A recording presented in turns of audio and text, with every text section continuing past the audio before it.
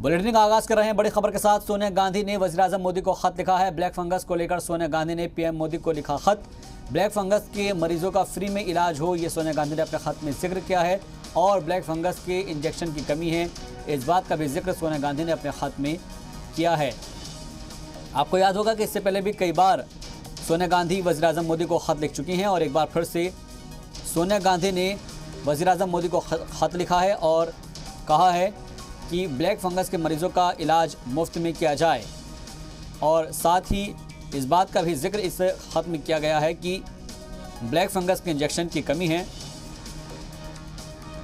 दरअसल कांग्रेस सदर राहुल गांधी जो पहले हालांकि साबिक सदर रह चुके हैं राहुल गांधी, उनकी तरफ से भी कई बार वैक्सीन को लेकर सवाल उठाए जा चुके हैं। लेकिन अब सोनिया गांधी ने जो है वो खत लिखा है और उन्होंने कहा है कि ब्लैक फंगस को लेकर मरीजों का इलाज फ्री में हो।